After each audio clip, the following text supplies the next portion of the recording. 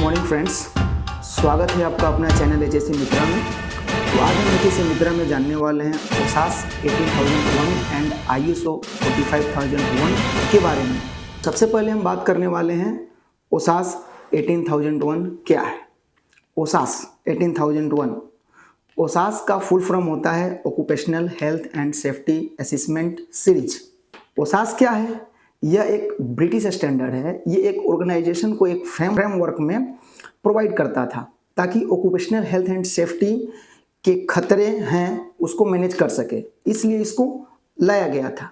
ये उस टाइम में ज़्यादातर जो इंडस्ट्रीज है, कई सारे इंडस्ट्रीज है, उन्हें अडॉप्ट किया था एज ए स्ट्रक्चर अप्रोच करके, क्योंकि इसकी मदद से हम वर्क प्लेस हजार्ड को रिड्यूस कर सकते थे। तो आपको यहाँ पर ओसास 18001 के बारे में पता चल गया होगा। अब हम बात करते हैं आईएसओ 45001 के बारे में। आईएसओ 45000 क्या है? तो ये इंटरनेशनल स्टैंडर्ड है। ये सबसे पहले ग्लोबल स्टैंडर्ड है occupational health and safety management system के लिए। Occupational health and safety management के लिए सबसे पहला स्टैंडर्ड आया हुआ है, ग्लोबल जो स्टैंडर्ड है, तो यही है आईएसओ 45001 रेशियो 2018। इसको सबसे पहले पब्लिश किया गया था मार्च 2018 में। फिर ओसास 18001 पहले चल रहा था तो उसको इसके साथ में रिप्लेस किया गया।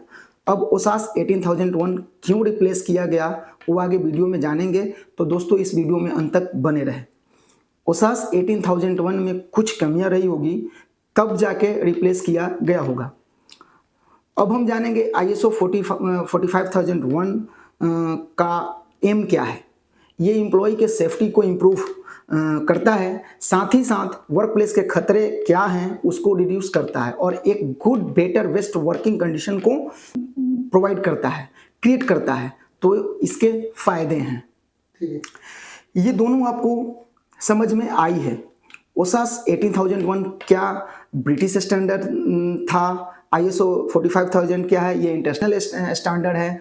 अब बात करते हैं ये दोनों में डिफरेंस क्या था जिसके वजह से ओसास 18001 को रिप्लेस किया गया आईएसओ 14001 से।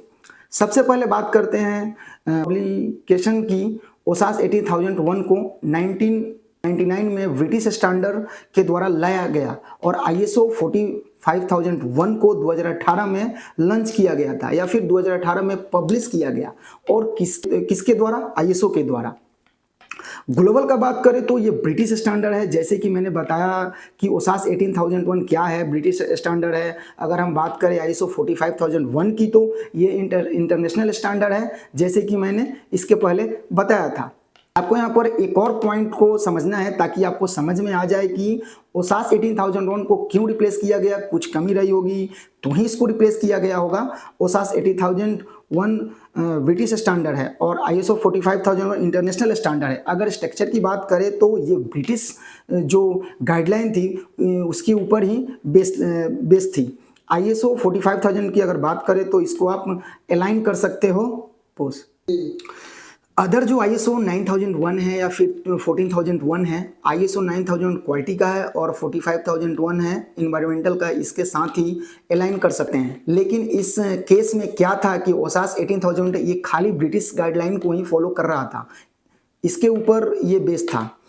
इंटीग्रेशन विथ अदर सिस्टम के बारे में बात करें तो ये दूसरे जो अदर सिस्टम है उनके साथ में इंटीग्रेशन करना काफ़ी कम था, इसका या फिर नहीं हो रहा था। लेकिन अगर आपको आईएसओ 45001 का बात करें तो इसकी वजह से आप इजीली इंटीग्रेशन कर सकते हो आईएसओ सिस्टम के साथ।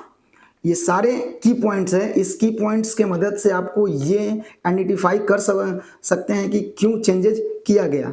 फोकस एरिया का हम बात करें तो यहाँ पर ओसास 18001 में खाली रिस्क को कंट्रोल करना था, हजार्ड को मैनेज करना था। लेकिन आईएसओ 45001 में क्या था कि यहाँ पर रिस्क हो गया, अपॉर्चुनिटी वर्कर पार्टिसिपेशन इंक्लूड किया गया है। लीडरशिप रोल का हम बात करें तो ये टॉप मैनेजमेंट का इन्वॉल्वमेंट है यहाँ पर कम था। ओसास 18001 जब आप पढ़ते हो तो इसमें टॉप मैनेजमेंट का इन्वॉल्वमेंट काफ़ी कम दिया गया था, लिमिटेड था। लेकिन हम आईएसओ 45001 की अगर बात करें तो यहाँ पर बताया गया है कि टॉप मैनेजमेंट का रोल कितना इंपॉर्टेंट है, उसके उन्होंने क्या क्या करना चाहिए, उनकी क्या रिस्पॉन्सिबिलिटी है। यहाँ पर ज़्यादातर जोर दिया गया है लीडरशिप और अकाउंटेबिलिटी के ऊपर।